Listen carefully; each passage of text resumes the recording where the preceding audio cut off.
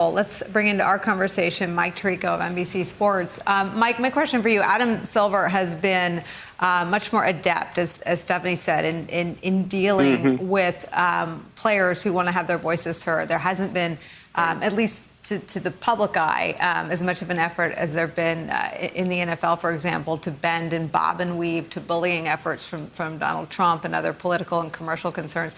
But what does this moment, is this an inflection point for the sport?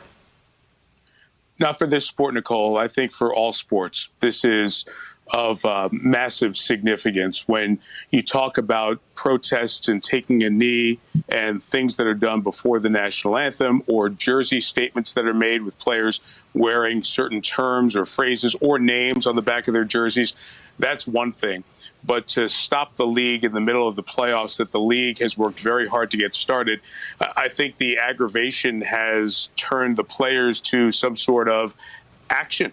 And this is as big a piece of action as we've ever seen in sports. And Nicole, it comes 4 years to the day after Colin Kaepernick first took a knee and started this conversation. Look, let's just frame this way. African-American black athletes are probably in as high a profile and recognition across all spectrums as any African-Americans are in the country, save for President Obama. You have some musicians, of course, that you talk about, but the reality is they don't cross over to the many different age groups or demographics. Athletes do, and they do in different cities all across the country. So they have had this pulpit, if you will, for a while. And something like today is taking the power of that to a level with which we haven't seen domestically in the U.S. You really have to go back to 1968 and the U.S. Olympic protests with John Carlos and Tommie Smith to think about a time that you saw athletes protest when this many folks were watching and paying attention.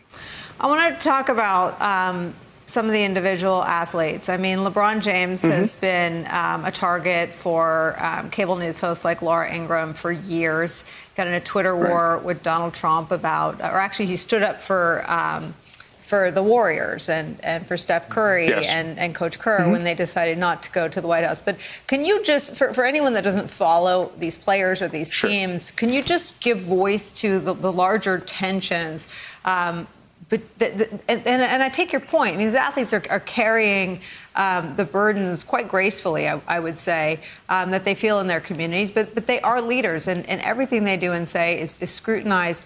But around this issue and around this timing, it requires coordination. I've worked on campaigns. You don't just roll this out and have the impact that it's having without a lot of sort of legwork underneath. Who are the driving forces in the league around these issues?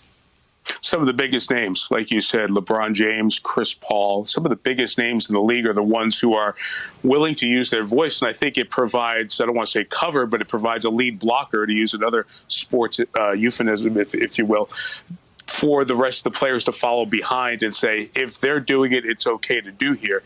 The Milwaukee Bucks had a terrific season, could be the best team in the Eastern Conference.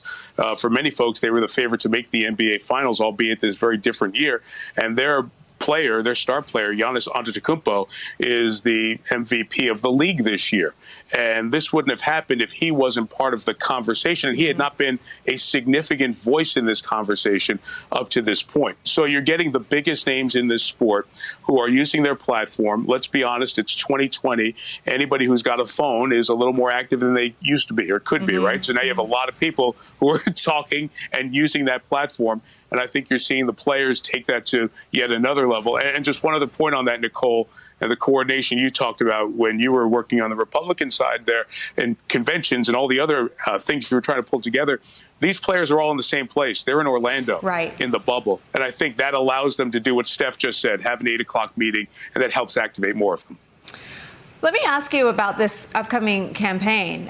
Steph Curry appeared with his wife and 2 daughters in a campaign video for Biden. Do you think this, and I know LeBron James and Renee are working on the ground, really the most important way you can be involved in a presidential election, to recruit poll workers for November, to create precincts, large precincts, turn arenas into precincts where people could go vote.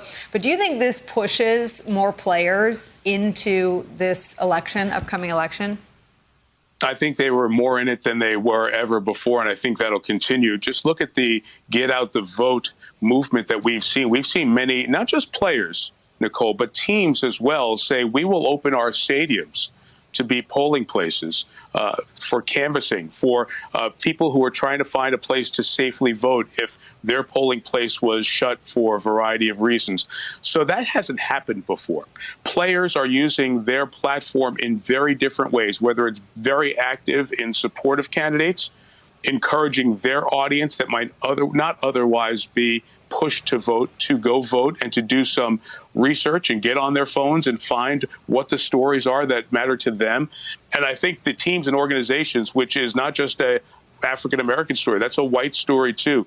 Owners, team presidents, head coaches. Remember yesterday, the Detroit Lions canceled their practice as they had a lengthy conversation before their team practice in a meeting about what happened in Kenosha. And Matt Patricia, their head coach, with their players said, we're not going to practice. It means more to us to do this now. As you see these images outside the Lions practice facility, about 20 minutes outside of Detroit in Allen Park, Michigan. So this is spreading to all sports.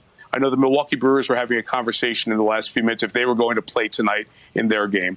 Sports is not politics. Sports will not change how this world exists. But sports has a pretty loud megaphone, and I think we're seeing it activated in a way we've never seen it activated within the U.S. on this very day. Hey there, I'm Chris Hayes from MSNBC. Thanks for watching MSNBC on YouTube. If you want to keep up to date with the videos we're putting out, you can click subscribe just below me or click over on this list to see lots of other great videos.